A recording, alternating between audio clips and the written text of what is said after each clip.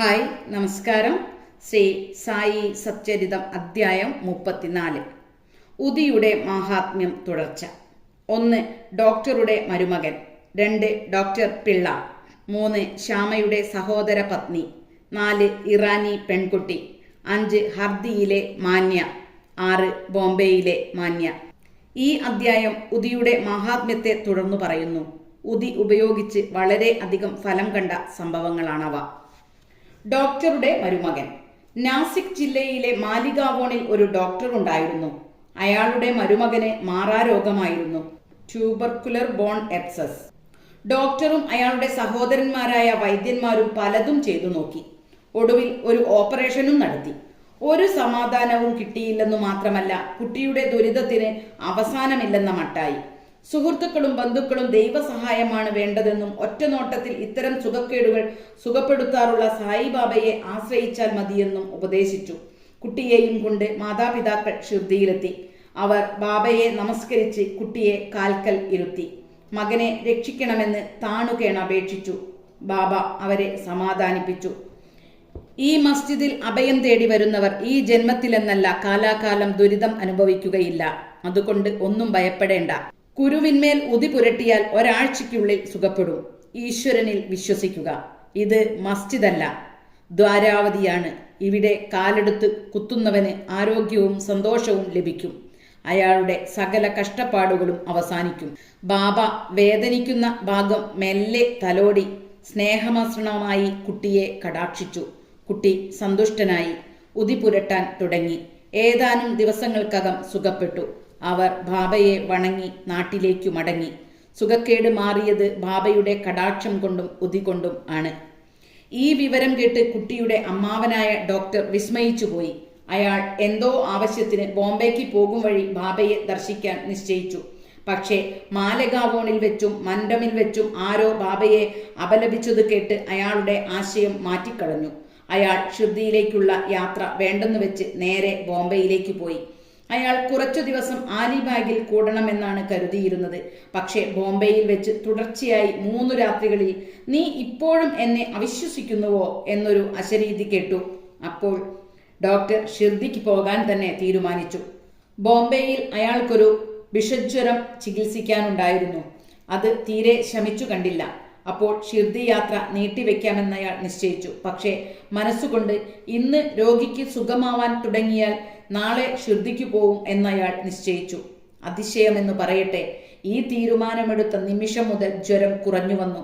അന്നു തന്നെ സാധാരണ നിലയിലായി. നിശ്ചയിച്ച പ്രകാരം ഷിർദിയിൽ പോയി ബാബയെ ദർശിച്ച് നമസ്കരിച്ചു. ബാബ അത്തരം അനുഭവങ്ങൾ അയാൾക്ക് കൊടുത്തതുകൊണ്ട് അയാൾ ബാബാ ഭക്തനായി മാറി. അവിടെ 4 ദിവസങ്ങളോളം താമസിച്ച് ബാബയുടെ അനുഗ്രഹവും ഉദിയും വാങ്ങി നാട്ടിലേക്ക് മടങ്ങി.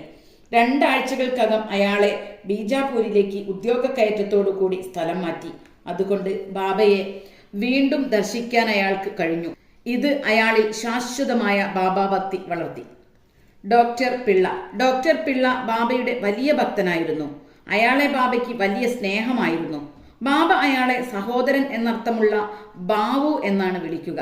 ബാബ പലപ്പോഴും അയാളോട് സംസാരിക്കുകയും അയാളുടെ അഭിപ്രായം ചോദിക്കുകയും എപ്പോഴും അയാൾ കൂടെ വേണമെന്ന് പറയുകയും ചെയ്യുമായിരുന്നു. ഈ പിള്ളയ്ക്ക് ഒരിക്കൽ വല്ലാത്ത ഗിനിപ്പുഴു രോഗം പിടിപെട്ടു.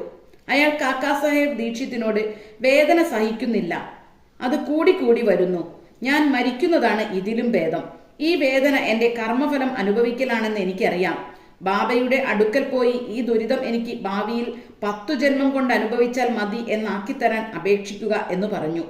ബാബയ്ക്ക് ഇതു കേട്ട് മനസ്സലിഞ്ഞു. ദീക്ഷിത്തിനോട് അയാളോട് ഭയപ്പെടേണ്ടെന്ന് പറയൂ. അയാൾ എന്തിന് 10 ജന്മങ്ങളിൽ ദുരിതം അനുഭവിക്കണം? 10 ദിവസങ്ങളെ കൊണ്ട് ഈ ദുരിതവും കർമ്മഫലവും എല്ലാം അയാൾക്ക് തീർക്കാമല്ലോ. അയാൾക്ക് ഇഹത്തിലും പരത്തിലും നന്മ കൊടുക്കാൻ ഞാൻ ഇവിടെയുള്ളപ്പോൾ അയാൾ എന്തിന് മരിക്കാൻ പ്രാർത്ഥിക്കണം? അയാളെ ആരെങ്കിലും ചുമന്നിവിടെ കൊണ്ടുവരട്ടെ, നമുക്ക് വേണ്ടത് ചെയ്ത് അയാളുടെ ദുരിതം അവസാനിപ്പിച്ചു കളയാം എന്ന് പറഞ്ഞു. ഡോക്ടറെ എടുപ്പിച്ചു കൊണ്ടുവന്ന് ഫക്കീർ ബാബ സാധാരണ ഇരിക്കാറുള്ള ബാബയുടെ വലതുഭാഗത്തിരുത്തി. ബാബ അയാൾക്ക് തൻ്റെ കുഷ്യൻ കൊടുത്ത് ശാന്തനായി സമാധാനത്തോടു കൂടി കിടക്കൂ. ശരിയായ പ്രതിവിധി പൂർവ്വജന്മഫലം അനുഭവിച്ചു തീർക്കലാണ്. നമ്മുടെ കർമ്മമാണ് സുഖത്തിനും ദുഃഖത്തിനും കാരണം. അതുകൊണ്ട് എന്തു വന്നാലും അനുഭവിക്കണം. അള്ളായാണ് എല്ലാറ്റിൻ്റെയും നിയന്താവും രക്ഷിതാവും. അദ്ദേഹത്തെ സദാ സ്മരിക്കുക. അദ്ദേഹം നിന്റെ കാര്യം നോക്കിക്കൊള്ളും. അദ്ദേഹത്തിന്റെ കാൽക്കൽ മനോബുദ്ധി അഹങ്കാര വിത്തങ്ങളും സർവസ്വവും സമർപ്പിക്കുക. എന്നിട്ട് അദ്ദേഹം എന്തു ചെയ്യുന്നുവെന്ന് നോക്കുക എന്ന് ബാബ പറഞ്ഞു. ഇത് പറഞ്ഞുകൊണ്ടിരിക്കെ മസ്ജിദ് അടിച്ചുവാരുകയും വിളക്കിൽ തിരി നീട്ടുകയും മറ്റും ചെയ്യാറുള്ള അബ്ദുൾ അവിടെ വന്നു. അയാൾ വിളക്കിലെ തിരി നീട്ടിക്കൊണ്ടിരിക്കെ അബദ്ധത്തിൽ ഡോക്ടർ പിള്ളയുടെ കാലിൽ ചവിട്ടിപ്പോയി. കാല് വല്ലാതെ പഴുത്തിരുന്നു. അയാൾ ചവിട്ടിയതോടുകൂടി പഴുത്ത ഭാഗം പൊട്ടി 7 കൃമികൾ പുറത്തേക്ക് തെറിച്ചുപോയി. അസഹ്യമായ വേദന കൊണ്ട് ഡോക്ടർ പിള്ള ഉറക്കെ നിലവിളിച്ചു. കുറച്ചു കഴിഞ്ഞ് ശമനം വന്നപ്പോൾ അയാൾ മാറി മാറി ഭജന പാടാനും കരയാനും തുടങ്ങി. ബാബ ഇതു കണ്ട്, നോക്കൂ, നമ്മുടെ ബാബുവിന് സുഖമായി, പാടാൻ തുടങ്ങിയിരിക്കുന്നു എന്ന് പറഞ്ഞു. എപ്പോഴാണ് കാക്ക വന്നു കൊത്തുന്നത് എന്ന് ഡോക്ടർ ചോദിച്ചതിന്, നീ കാക്കയെ കണ്ടില്ലേ? അവൻ ഇനി വരില്ല. അബ്ദുൾ ആയിരുന്നു ആ കാക്ക. ഇനി വാടയിൽ പോയി വിശ്രമിച്ചാൽ മതി, നിനക്ക് വേഗം സുഖമാവും എന്ന് ബാബ മറുപടി പറഞ്ഞു. ബാബ പറഞ്ഞ പോലെ ഉതി പുരട്ടിയും ഉതി വെള്ളത്തിൽ കലക്കി കുടിച്ചും മറ്റൊരു മരുന്നും കൂടാതെ 10 നാളുകൾ കൊണ്ട് പിള്ളയുടെ സുഖക്കേട് നിശേഷം മാറി. ശ്യാമയുടെ സഹോദര പത്നി. ശ്യാമയുടെ അനുജൻ ബാപ്പാജി സാവോൾ കിണറിനടുത്തായിരുന്നു താമസം. ഒരിക്കൽ അയാളുടെ ഭാര്യയ്ക്ക് പ്ലേഗ് പിടിപെട്ടു. നല്ല പനി, 2 മുഴകൾ അരക്കെട്ടിൽ പൊന്തി. ബാപ്പാജി ഷിർദിയിലേക്ക് ഓടി വന്ന് ശ്യാമയോട് സഹായിക്കാൻ അഭ്യർത്ഥിച്ചു. ശ്യാമ വല്ലാതെ ഭയപ്പെട്ട് നേരെ ബാബയുടെ അടുക്കൽ പോയി നമസ്കരിച്ച് വിവരം പറഞ്ഞ് രക്ഷിക്കാൻ അപേക്ഷിച്ചു.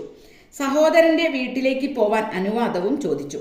ബാബ ഇതു കേട്ട്, ഈ രാത്രി സമയത്ത് അങ്ങോട്ട് പോവേണ്ട, അവൾക്ക് ഉതി അയച്ചു കൊടുക്കുക. എന്തിനാണ് പനിയും പ്ലേഗും പറഞ്ഞ് ഭയപ്പെടുന്നത്? ഭഗവാനാണ് നമ്മുടെ പിതാവും രക്ഷിതാവും. അവൾക്ക് എളുപ്പം സുഖപ്പെടും. ഇപ്പോൾ പോവണ്ട, രാവിലെ പോയി ഉടനെ മടങ്ങി വരിക എന്ന് പറഞ്ഞു. ശ്യാമയ്ക്ക് ബാബയുടെ ഉതിയിൽ പൂർണ്ണ വിശ്വാസമാണ്. അത് ബാപ്പാച്ചി വശം കൊടുത്തയച്ചു. അത് കുരുവിന്മേൽ പുരട്ടുകയും കുറച്ച് വെള്ളത്തിൽ കലർത്തി രോഗിയെ കുടിപ്പിക്കുകയും ചെയ്തു. അത് കുടിച്ച ഉടനെ നല്ല പോലെ വിയർത്ത് രോഗി സുഖമായി ഉറങ്ങി. പിറ്റേന്ന് രാവിലെ ഭാര്യയ്ക്ക് പനിയോ പ്ലേഗ് കുരുവോ കാണാതായപ്പോൾ ബാപ്പാജി അതിശയപ്പെട്ടു പോയി. ബാബയോട് അനുവാദം വാങ്ങി ശ്യാമ രാവിലെ ചെന്നപ്പോൾ അവർ അടുക്കളയിൽ ചായ ഉണ്ടാക്കുന്നത് കണ്ട് അയാളും വിസ്മയിച്ചു പോയി. കാര്യങ്ങൾ ചോദിച്ചപ്പോൾ ബാബയുടെ ഉതി കൊണ്ട് ഒറ്റ രാത്രിയിൽ സുഖപ്പെട്ടുവെന്നറിഞ്ഞു. അപ്പോഴാണ് ബാബ രാവിലെ പോയി ഉടനെ മടങ്ങുക എന്ന് പറഞ്ഞതിൻ്റെ പൊരുൾ ശ്യാമയ്ക്ക് മനസ്സിലായത്. ചായ കഴിച്ച് ശ്യാമ മടങ്ങിപ്പോയി ബാബയെ നമസ്കരിച്ചു പറഞ്ഞു, ദേവാ, ഇതെന്തു ലീലയാണ്? ആദ്യം ഒരു കൊടുങ്കാറ്റ് സൃഷ്ടിച്ച് ഞങ്ങളെ ഇളക്കി മറിക്കുന്നു, പിന്നീടത് ശമിപ്പിച്ച് സമാധാനിപ്പിക്കുന്നു. ബാബ അതിന് കർമ്മമാർഗം വിചിത്രമാണ്. ഞാനൊന്നും ചെയ്യുന്നില്ലെങ്കിലും വിധിഗതമായി വരുന്ന സംഗതികൾക്ക് എന്നെ ഉത്തരവാദിയാക്കുന്നു. ഞാൻ അതിന് സാക്ഷി മാത്രമാണ്. ഭഗവാനാണ് എല്ലാം ചെയ്യുന്നതും പ്രചോദനം നൽകുന്നതും. അദ്ദേഹം കരുണാമയനാണ്. ഞാൻ ദേവനോ പ്രഭുവോ അല്ല. യാതൊരുവൻ അഹംഭാവം ഉപേക്ഷിച്ച് അദ്ദേഹത്തോട് നന്ദിയും വിശ്വാസവുമുള്ളവനായി ഭരിക്കുന്നുവോ അവന് മോചനം സിദ്ധിക്കുന്നു എന്നാണ് മറുപടി നൽകിയത്. ഇറാനി പെൺകുട്ടി. ഒരു ഇറാനിയുടെ അനുഭവം നോക്കുക. അയാളുടെ ചെറുപ്പക്കാരിയായ മകൾക്ക് മണിക്കൂർ തോറും അപസ്മാരമിളകിയിരുന്നു. ഇളക്കം തുടങ്ങിയാൽ സംസാരിക്കാൻ കഴിയാതെ കൈകാൽ കോച്ചി പിടിച്ച് ഓർമ്മ കെട്ട് വീഴും. ഒന്നുകൊണ്ടും സമാധാനം കിട്ടിയില്ല. ചിലർ ബാബയുടെ ഉതി ഉപയോഗിക്കാനും അത് വൈലേപാർലിയിൽ കാക്കാ സാഹേബ് ദീക്ഷിത്തിൽ നിന്നും കിട്ടുമെന്നും അയാളെ ഉപദേശിച്ചു. അങ്ങനെ ഇറാനി ഉതി വാങ്ങി നിത്യവും വെള്ളത്തിൽ കലർത്തി മകൾക്ക് കുടിക്കാൻ കൊടുത്തു. ആദ്യം മണിക്കൂർ തോറും വന്നിരുന്ന ഇളക്കം 7-8 മണിക്കൂറിൽ ഒരിക്കലെന്ന മട്ടായി. കുറച്ചു ദിവസം കഴിഞ്ഞപ്പോൾ തീരെ മാറി. ഷിർദിയിലെ മാന്യൻ. ഹർദയിലെ വൃദ്ധനായ ഒരു മാന്യന് മൂത്രത്തിൽ കല്ലിന്റെ രോഗമായിരുന്നു. അതിന് സാധാരണ പരിഹാരം ശസ്ത്രക്രിയ ചെയ്തെടുക്കലാണ്. ഇയാളോട് അപ്രകാരം ചെയ്യാൻ ആളുകൾ ഉപദേശിച്ചു. അയാൾ വൃദ്ധനും അവശനുമായിരുന്നതിനാൽ ശസ്ത്രക്രിയ ചെയ്യിക്കാൻ ധൈര്യം വന്നില്ല. അയാളുടെ ദുരിതം മറ്റൊരു വിധത്തിലാണ് താമസം വിന അവസാനിച്ചത്. നഗരത്തിലെ ഇനാംദാർ ആ അവസരത്തിൽ അവിടെ വന്നു. അയാൾ ബാബ ഭക്തനായിരുന്നതിനാൽ എപ്പോഴും കുറച്ച് ഉതി കൈവശം വെക്കലുണ്ടായിരുന്നു. ചില സുഹൃത്തുക്കളുടെ ശുപാർശ പ്രകാരം വൃദ്ധമാന്യന്റെ മകൻ ഇംനാദാറിൽ നിന്നും കുറച്ച് ഉതി വാങ്ങി വെള്ളത്തിൽ കലർത്തി അച്ഛനെ കുടിപ്പിച്ചു. 5 മിനിറ്റിനുള്ളിൽ ഉതി അകത്തു ചെന്ന് കല്ലുരുക്കി മൂത്രത്തിൽ കൂടി പുറത്തുപോയി. വൃദ്ധന് സുഖമാവുകയും ചെയ്തു. ബോംബെയിലെ മാന്യ. കായസ്ഥ പ്രഭു വർഗത്തിൽപ്പെട്ട ബോംബെയിലെ ഒരു സ്ത്രീ പ്രസവ സമയം ഭയങ്കരമായ വേദന അനുഭവിക്കുകയായിരുന്നു. ഓരോ തവണയും ഗർഭം ധരിക്കുമ്പോൾ അവൾ പേടിച്ചരണ്ടു പോവുമായിരുന്നു. എന്താണ് ചെയ്യേണ്ടതെന്ന് യാതൊരു രൂപവുമില്ലായിരുന്നു. കല്യാണിലെ രാമമാരുതി എന്ന ബാബാഭക്തൻ അവരെ സുഖപ്രസവത്തിന് ഷിർദിയിലേക്ക് കൊണ്ടുപോവാൻ അവരുടെ ഭർത്താവിനെ ഉപദേശിച്ചു. അടുത്ത തവണ അവൾ ഗർഭം ധരിച്ചപ്പോൾ ഭാര്യയും ഭർത്താവും കൂടി ഷിർദിയിൽ വന്ന് കുറേ മാസങ്ങളോളം താമസിച്ച് ബാബയെ സേവിച്ച് കഴിഞ്ഞുകൂടി. കുറച്ചു കാലം കഴിഞ്ഞപ്പോൾ പ്രസവ സമയം അടുക്കുകയും സാധാരണ പോലെ ഗർഭപാത്രത്തിന് മുഖത്ത് തടസ്സം അനുഭവപ്പെടുകയും ചെയ്തു. വേദന സഹിക്കാനാവാതെ അവർ പ്രാർത്ഥിക്കാൻ തുടങ്ങി.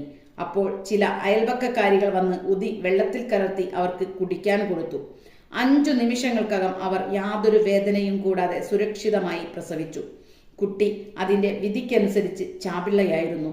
മനസമാധാനം സിദ്ധിച്ച അമ്മ ബാബയെ വന്ദിച്ച് നന്ദി പറഞ്ഞ് ജീവിതകാലം മുഴുവൻ ബാബയുടെ ഭക്തയായി കഴിഞ്ഞു. ശ്രീ സായിയെ നമിക്കുവിൻ. ലോകശാന്തി ഭവിക്കട്ടെ.